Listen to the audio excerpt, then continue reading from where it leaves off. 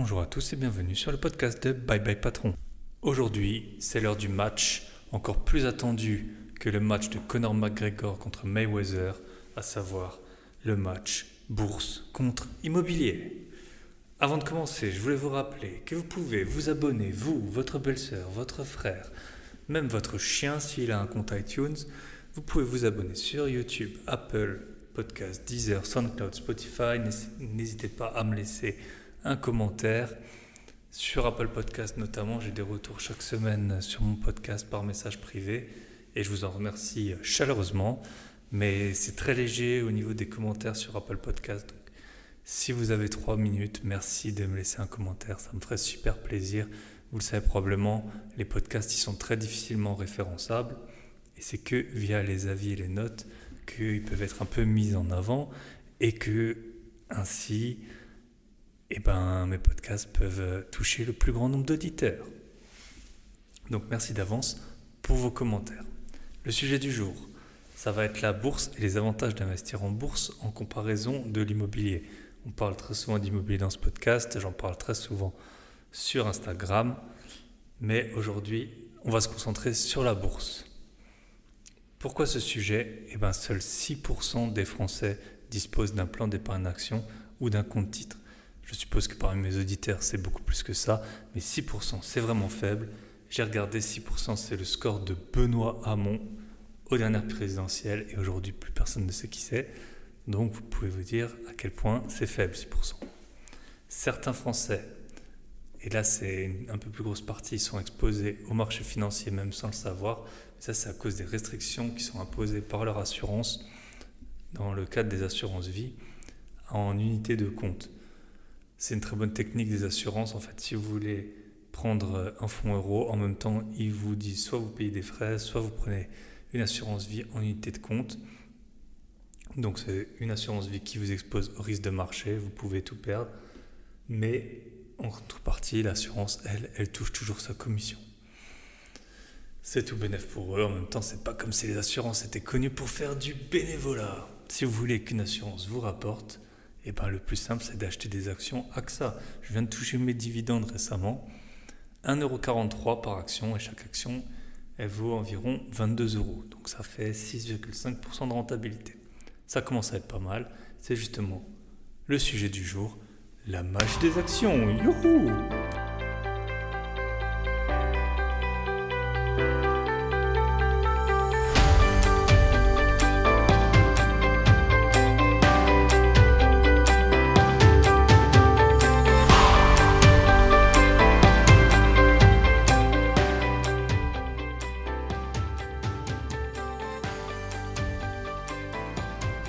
Avant de démarrer dans le vif du sujet, je tenais un peu à m'excuser. La pièce où je suis, elle résonne, j'enregistre pas de chez moi. Donc on dirait que je suis dans un bocal, dans une salle de bain. Non, je suis juste dans une pièce où il n'y a pas beaucoup de meubles. Et donc ça résonne, j'essaie de régler le micro au mieux, mais je pense que vous allez quand même entendre l'écho. Alors la bourse, c'est un sujet que je maîtrise assez bien maintenant. J'ai des actions depuis 2015 et j'ai engrangé des plus-values assez sympathiques malgré des grosses périodes de baisse, même si on ne s'en souvient pas. Il y a eu quand même des bonnes petites baisses à cette période. Et notamment, je crois 1 mois après que j'ai commencé, la Chine avait annoncé une plus faible croissance que prévu et bam, un bon petit trou dans le portefeuille. Au départ, je voulais faire un épisode sur les différents types d'actions qui existent, à savoir celles qu'on appelle value et growth. Mais au final, je me suis dit que ça ne sert à rien de vous parler de ces types d'actions si vous n'êtes pas encore dans le processus d'investissement boursier. Alors, pourquoi investit-on en bourse et quels sont les avantages de ce type d'investissement ? C'est ce que je vais vous présenter. Le podcast, il risque peut-être de durer un peu plus longtemps. En général, j'essaie de tenir une demi-heure. Là, il y a plusieurs choses à dire. Mais je vous présente rapidement le plan du podcast. Première partie, qu'est-ce que la bourse ? De quoi il faut tenir compte ? Deuxième partie, quels sont les avantages de la bourse par rapport à l'immobilier ? Troisième partie, quels sont les atouts de l'investissement immobilier en comparaison de la bourse ? Et une petite conclusion. Thèse, antithèse, synthèse, comme au cours de philo quand vous aviez 17 ans ou 18 ans. C'est pas beau la vie ?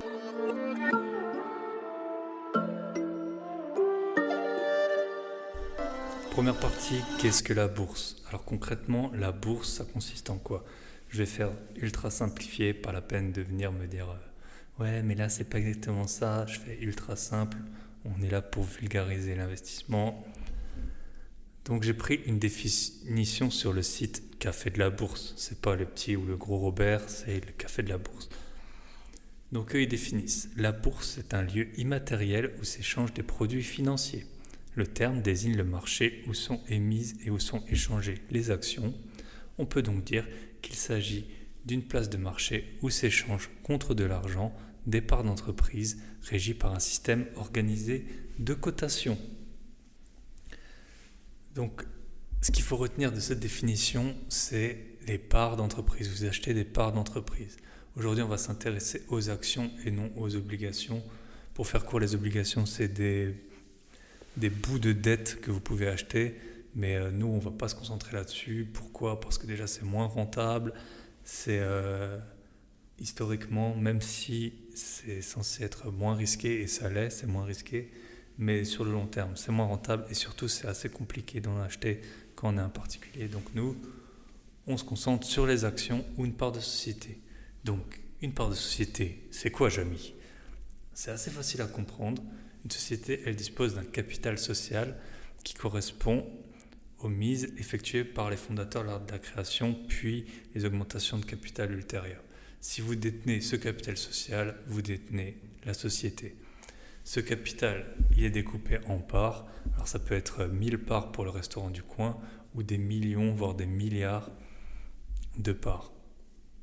Par exemple, Total, ils ont 2,6 milliards d'actions. Si vous achetez une action Total, aujourd'hui ça vaut aux alentours de 40 €, vous détenez donc un 2 milliardième de la société. Si la société elle est liquidée demain, vous aurez le droit à un 2 milliardième de son patrimoine, donc actif moins dette. Et en cas de distribution, c'est pareil. Si la société distribue 2,6 milliards de dividendes, avec une action, vous aurez le droit à 1 €. Une autre notion dont il faut que vous teniez compte de manière importante, qui est très importante et clé, c'est la capitalisation boursière ou la market cap. Ça permet de savoir combien vaut une société. Par exemple, pour en revenir à Total, ils ont 2,6 milliards d'actions et chaque action cote environ 40 €. Donc sa capitalisation boursière, c'est le prix d'une action, 40 € fois le nombre d'actions, 2,6 milliards. Si on fait la multiplication, on arrive aux alentours de 100 milliards. Si demain vous voulez acheter Total, ça vaut 100 milliards. Aussi, quand vous regardez pour investir dans une société, il ne faut jamais regarder le prix de l'action. Une action, elle peut valoir 10 €, 100 €, 1000 €. C'est pas pour ça que c'est cher ou que c'est pas cher. Ce qu'il faut regarder, c'est la market cap. Est-ce que Total, 100 milliards, c'est cher? Est-ce qu'ici valait 1000 milliards, ce serait cher? S'il valait que 1 milliard, qu'est-ce qu'on en pense? Donc voilà, c'est vraiment la market cap dont il faut que vous teniez compte. Combien de fois j'ai entendu des gens qui me disent: ouais, tu penses quoi de cette société? Les actions, elles sont à 10 €. Mais 10 € ça veut rien dire. Il y a combien d'actions? C'est ça qu'il faut se poser. Donc c'est comme si on vous demandait, on vous dit pour 100 €, vous pouvez posséder une part d'une Ferrari. Est-ce que c'est cher ou c'est pas cher? S'il y a 1 million de parts, ça fait 100 millions la Ferrari, c'est cher. Mais si pour 100 € vous avez 1% de la Ferrari, là, c'est pas cher. C'est comme ça qu'il faut raisonner. Donc, quel pourcentage de la société vous allez obtenir? Donc voilà les notions de base. Les actions, c'est des parts de société. Quand vous investissez en bourse, vous achetez des parts de société et ça vous donne du coup la propriété d'une part du patrimoine et ça vous permet de toucher les dividendes distribués par la société.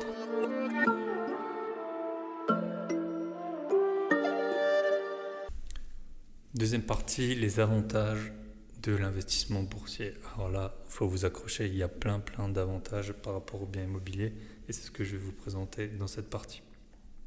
Le premier avantage, c'est la facilité et la rapidité d'achat d'actions.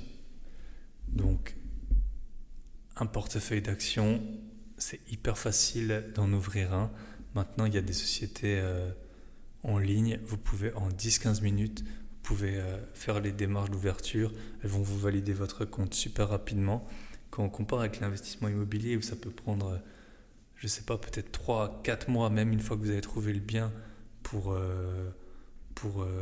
vraiment en prendre possession à l'acte notarié.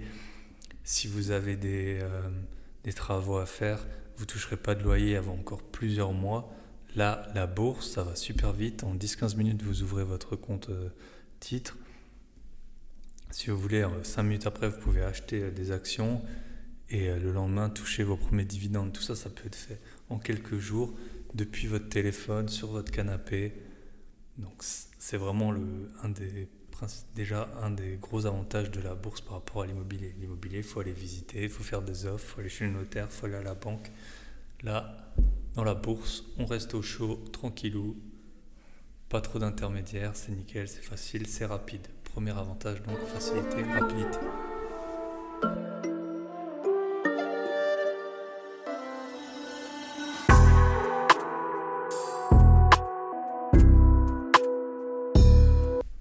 Deuxième avantage, la liquidité. Alors la liquidité, c'est pour la plupart des titres que vous pouvez acheter, ils sont très liquides. Liquide, ça veut dire quoi? Ça veut dire que vous pouvez les acheter, les vendre rapidement. Et ça, vous pouvez le faire en quelques minutes. Vous achetez une action Total, si vous changez d'avis, 2 minutes après, elle n'est plus à vous. Ici, également, c'est pareil. Quand on compare avec l'immobilier, le timing il est totalement différent. Quand on vend un bien, ça peut prendre, 6 mois entre la décision que vous prenez de céder ce bien et l'encaissement de l'argent suite à la vente chez le notaire. Là, avec la bourse, c'est super liquide, on achète, on vend, tout se passe super vite. Il faut que les bourses soient ouvertes en général. Elles sont ouvertes en journée, mais voilà, c'est super rapide. Il y a pas de, c'est pas une question, on parle pas en mois, on parle en secondes. Et un autre point qui est, alors je sais pas si ça peut être vraiment lié à cette liquidité, mais c'est que avec la bourse, on peut très facilement ne vendre qu'une partie de son portefeuille ou vendre, par exemple, si on a 100 actions totales, on peut en vendre 10, seulement 10. Si vous avez une maison, vous ne pouvez pas vendre qu'une chambre de la maison. Vous vendez soit toute la maison, soit rien. Donc ça, c'est un deuxième avantage quand on a besoin d'argent. Vous n'avez peut-être pas besoin de beaucoup d'argent, mais peut-être seulement un petit peu. Avec la bourse, vous vendez, hop, en 2 minutes, vous avez le montant qu'il faut et c'est tout de suite disponible.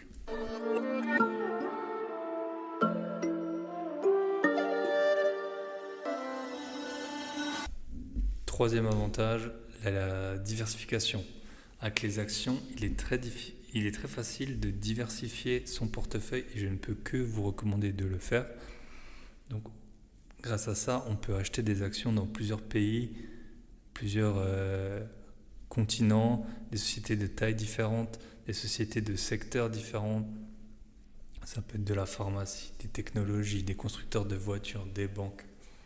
Et tout ça, c'est un gros avantage pour vous protéger des fluctuations du marché. Avec l'immobilier, vous avez une grosse partie de votre patrimoine à un seul endroit et vous subissez de plein fouet les aléas qui sont liés à l'emplacement. Par exemple, s'il y a un plafonnement des loyers qui est décidé par la ville, s'il y a des voisins infects qui s'installent, ou comme dit Booba, si je traîne en bas de chez toi, je fais baisser les prix de l'immobilier. Voilà, vous êtes complètement tributaire de tous ces désagréments.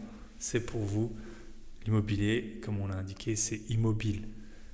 Et c'est peu diversifiable. Même les gens qui ont un patrimoine, qui ont plusieurs biens, enfin un grand nombre de biens, très souvent ils sont investis dans la même ville ou la même région ou au moins le même pays. C'est très rare que les gens ils aient des biens dans plein de pays. Donc un changement de réglementation, il vous impacte directement. Avec la bourse, voilà, on peut changer de pays. Quand ça commence un peu à sentir mauvais dans un pays, on peut vendre les actions qu'on a là, se repositionner à un autre endroit. C'est vraiment, ça limite beaucoup les risques et puis ça vous permet aussi des nouvelles opportunités sur des marchés par exemple émergents ou dans d'autres devises.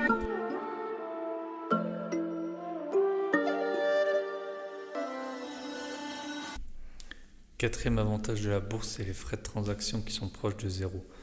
Grâce aux nouveaux acteurs de l'investissement sur les marchés financiers, vous pouvez acheter et vendre pour un montant de frais qui est dérisoire vos actions. Petit conseil, n'achetez jamais d'actions via votre banque physique, donc les banques qu'on peut voir partout dans la rue, sans citer de nom. Voilà. Celles qui vous financent par exemple vos biens immobiliers, elles sont pas du tout compétitives pour l'achat d'actions. J'ai déjà entendu des montants de 30 euros, 50 euros par transaction, sachant que c'est à l'achat et à la vente, alors que via les sociétés, un peu les nouveaux entrants sur le marché ou les banques en ligne, ça serait même pas 1 euro de frais. Donc très facile de... Les frais, ils sont vraiment très très faibles. Avec l'immobilier en revanche, si vous voulez acheter, vous avez les frais de notaire, donc c'est 7-8%, enfin frais de notaire et enregistrement, parfois c'est plus. Le jour où vous voulez vendre, même à l'achat peut-être, vous avez les frais d'agence, donc là c'est de nouveau 7%, voire plus. Donc il y a des frictions qui sont très importantes. À la bourse, comme je vous l'ai dit, c'est proche de zéro. Même si, rassurez-vous, en tant que Français, l'État il a quand même pensé à vous et il y a une petite taxe qui s'appelle la taxe sur les transactions financières, mais c'est que 0,3% du montant pour le moment et ça concerne que les grosses sociétés françaises, environ une centaine. Par contre, ce qui est beau, c'est que si vous achetez des produits ultra spéculatifs sur ces actions, donc c'est des produits du type des options, des certificats, des CFD, que vous sachiez ce que c'est ou non, en gros c'est avec des effets de levier, c'est plutôt pour du trading, là il n'y a pas de taxe.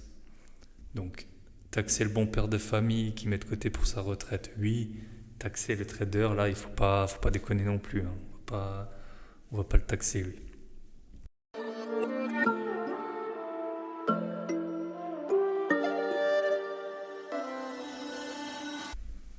Cinquième avantage de la bourse, c'est que c'est vraiment passif. Donc ça, si on est en mode bye bye patron, on veut s'embêter avec rien, il n'y a pas photo. La bourse est vraiment passif.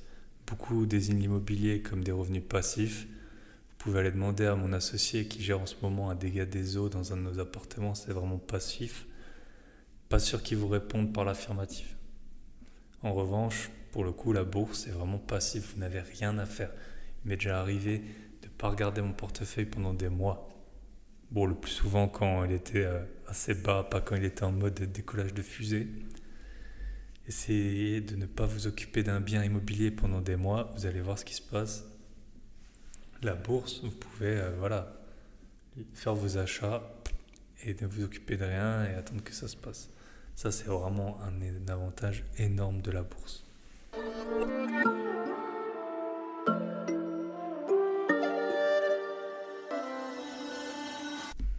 Septième avantage, c'est la rentabilité. Avec un portefeuille boursier, on peut espérer un rendement de 6 à 10%. C'est ça les rendements historiques sur les marchés occidentaux. Alors ça dépend de la période de temps qu'on prend, si c'est 10 ans, 20 ans, 30 ans, mais 6 à 10%, c'est le rendement qu'on peut espérer. Avec l'immobilier, on est plutôt aux alentours, et encore quand on fait des bonnes affaires, de 5% net. C'est très variable en fonction des villes et de la conjoncture, mais l'immobilier, on connaît, vous empruntez vous trouvez une bonne affaire à 10% brut, et puis il y a la taxe foncière qui vous tombe dessus, et puis il y a les travaux, et puis il y a la vacance locative. Si on a 5% net, on est déjà content. Donc, la bourse c'est 6 à 10% passif, l'immobilier c'est 5% semi-passif, on va dire. Ben oui, ça servait à rien que je vous présente tous les avantages de l'investissement boursier si c'est pour qu'il rapporte rien.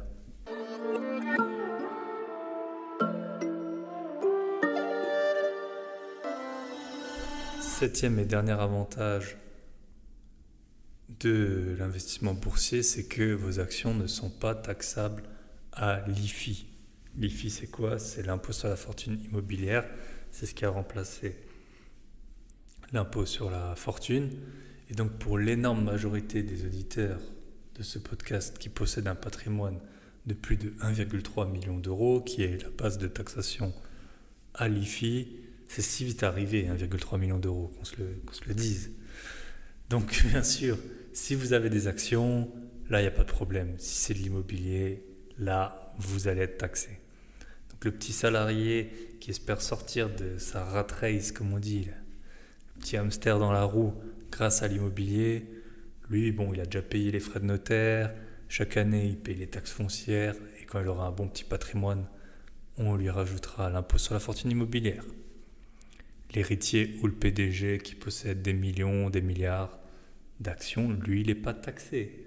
Donc, à vous de devenir ce personnage, ou au moins de posséder des actions. Mais alors, pourquoi se galérer avec des biens immobiliers quand on voit tous les avantages de l'investissement boursier? Ils sont moins liquides, moins diversifiables, moins rentables, moins passifs et plus taxés dans certains cas. Et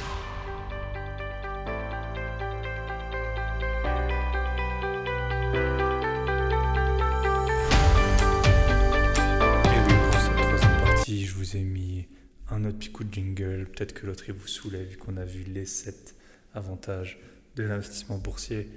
Je vous les rappelle rapidement, les 7 avantages de l'investissement boursier. Premier, facilité, rapidité, on ouvre un compte en quelques minutes. Deuxième avantage, la liquidité, on achète, on vend super rapidement. Troisième avantage, la diversification, on peut être sur plein de marchés en même temps. Quatrième, les frais de transaction qui sont proches de zéro. Cinquième avantage, c'est vraiment passif. Le sixième, c'est plus rentable que l'immobilier. Et le septième, c'est que vos actions ne sont pas taxables à l'impôt sur la fortune immobilière. Mais alors, quels sont les avantages de l'immobilier ? En fait, il y en a principalement 2, sauf qu'ils changent tout. C'est un peu des game changers, comme on dit.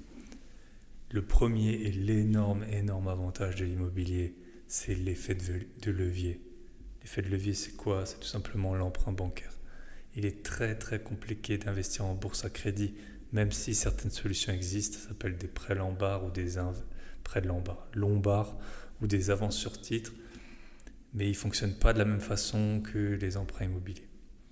Donc pour vous donner une indication, une explication sur l'avantage de l'effet de levier, c'est assez simple. On va dire que on va prendre un exemple simple, il n'y a pas d'impôt et pas de frais de notaire, rien. Vous avez 10 000 euros. Si vous les placez en bourse avec un rendement de 10%, vos 10 000 euros, à la fin de l'année, vous aurez 1 000 euros. 10 000 euros fois 10%, 1 000 euros. Il n'y a pas de quoi manger du caviar tous les jours avec ça. Avec l'immobilier, même si on part sur 5% de rendement net, alors qu'on a pris 10% pour la bourse, avec l'immobilier, avec ces 10 000 euros, vous allez peut-être acheter un appartement à 100 000 euros à crédit.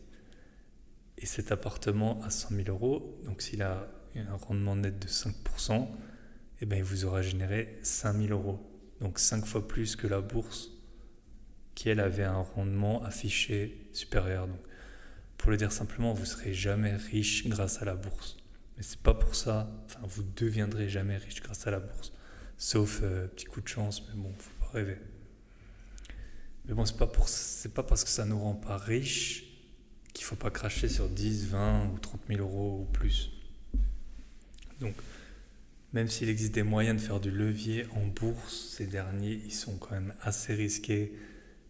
Vous pouvez en faire un petit peu, mais pas sur tous vos titres. Mais c'est pour en faire un petit peu, au final, vous n'allez pas bénéficier de l'effet de levier comme en immobilier. Donc, l'effet de levier en bourse est très risqué parce qu'en fait, les endettements, ils sont liés à la valeur de vos titres.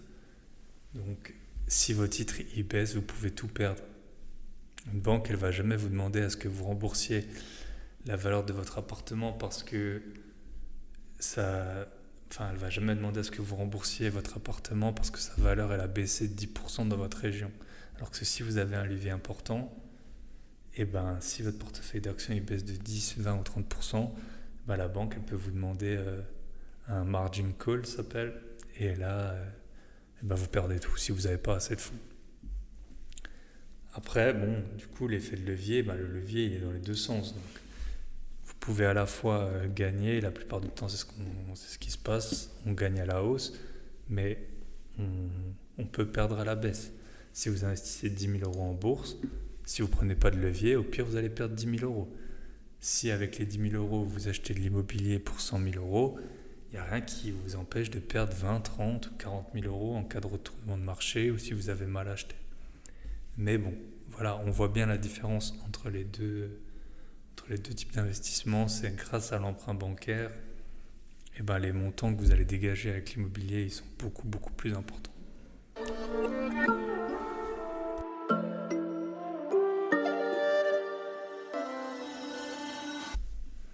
Enfin, le deuxième avantage de l'immobilier, c'est la volatilité. Alors normalement, l'immobilier, c'est beaucoup moins volatile que la bourse. Le prix de votre logement, il ne va pas perdre 30% en une nuit, alors qu'avec la bourse, c'est ce qui arrive et c'est arrivé il y a un an au moment du Covid, les marchés sont écroulés. Rien ne vous empêche de perdre 30% sur un bien. J'ai entendu l'autre fois qu'à Saint-Étienne, ça avait perdu 30% en 10 ans. Ça peut arriver, mais c'est sur 10 ans. Avec la bourse, ça peut vous arriver du jour au lendemain. Donc même si la bourse est très liquide, donc si demain vous avez besoin d'argent, grâce à la bourse, vous pouvez l'obtenir en un jour. Mais il ne faudrait pas que quand vous avez ce besoin d'argent, la bourse, elle soit à un point bas, parce que sinon vous allez devoir vendre des actions avec une moins-value. Avec l'immobilier, comme je vous l'ai dit, c'est plus stable, les temps ils sont plus longs, les baisses du coup elles vont prendre plus de temps et bon voilà, souvent ça remonte quand même, mais ou au moins vous avez le loyer. Avec la bourse, ça peut cracher du jour au lendemain, il faut être prêt à ça. La bourse, c'est pas du casino, c'est pas parce que ça baisse que ça monte, que vous êtes au casino. Quand vous achetez des parts de société, vous possédez un bout de cette société et tout le monde sait que les sociétés, elles ont pour but de générer du bénéfice. Donc, vous ne possédez pas du vent, vous possédez une part de ces bénéfices. Mais souvent, les cours, ils sont basés plutôt sur les prévisions qu'on a du futur. Donc, si les prévisions sont mauvaises, même si c'est le marché global, eh ben, la valeur de votre titre, elle va baisser. Donc, la bourse, on dit sur 15 ans, vous avez, je crois que c'est jamais arrivé, où le risque est quasiment nul de perdre de l'argent, mais c'est sur 15 ans. Donc, c'est à cause de cette volatilité dont il faut tenir compte. On dit investissez l'argent que vous êtes prêt à perdre. Bon, j'en ai déjà parlé. Si vous êtes prêt à perdre de l'argent, vous pouvez me faire un chèque et me l'envoyer directement, ce sera plus simple. Mais si vous investissez en bourse, c'est pas pour perdre de l'argent, mais tenez compte de cette temporalité. Si ça se trouve, dans 6 mois, ça vaudra plus. Si vous avez besoin d'argent, vous vendez et c'est réglé. Mais peut-être ça vaudra moins. Mais à long terme, la bourse, elle monte toujours. Mais on dit aussi, à long terme, on est tous morts. Donc si c'est pour attendre ce moment-là, ça va pas. Alors que l'immobilier, voilà, c'est plus stable. C'est un avantage incontestable.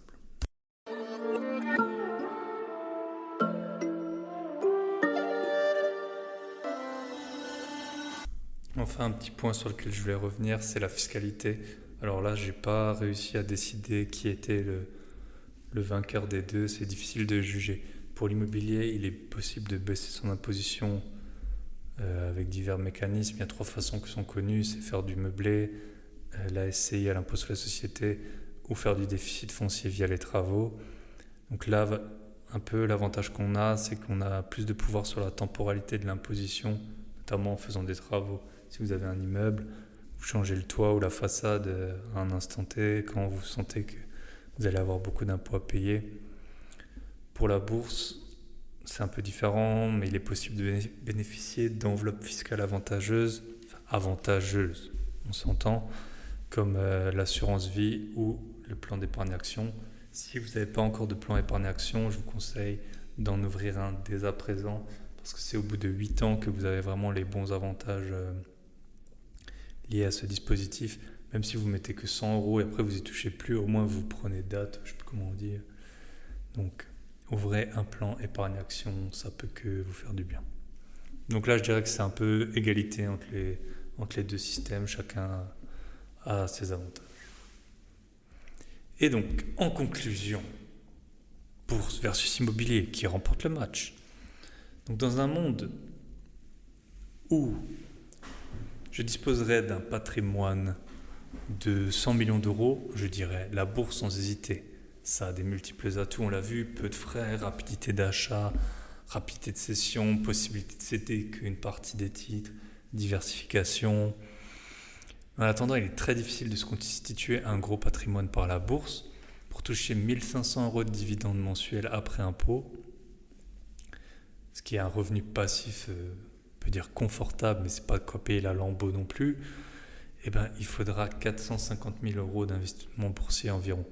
Donc même si vous pouvez investir 2 500 euros par mois, ce qui est déjà une belle somme, Cela vous prendra quand même 15 ans pour y arriver. Donc, voilà, c'est des temps longs. La bourse, c'est des temps longs et ça rapporte sur des temps longs. L'immobilier, ça reste un excellent moyen de faire décoller sa fusée.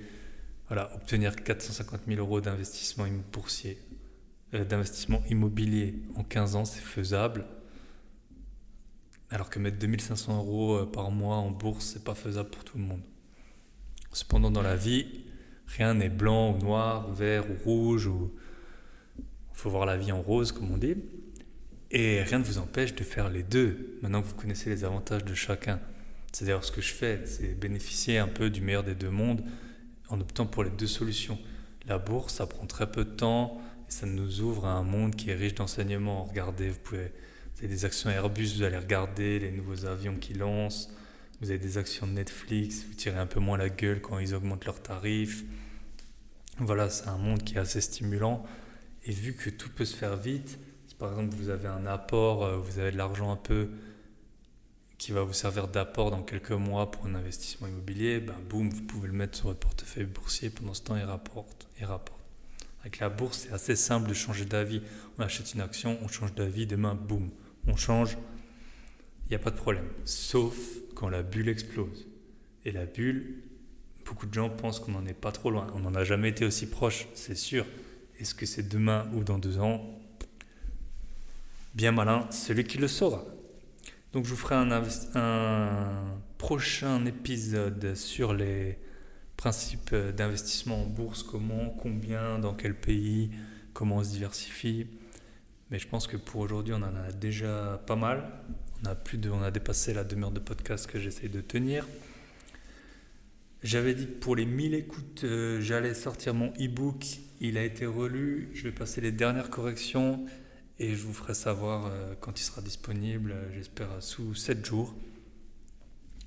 Je vous remercie pour votre écoute. N'hésitez pas à me contacter pour toute question sur la bourse ou peu importe le sujet, à vous abonner, à laisser un commentaire. Je vous souhaite une bonne semaine en route pour dire bye bye patron.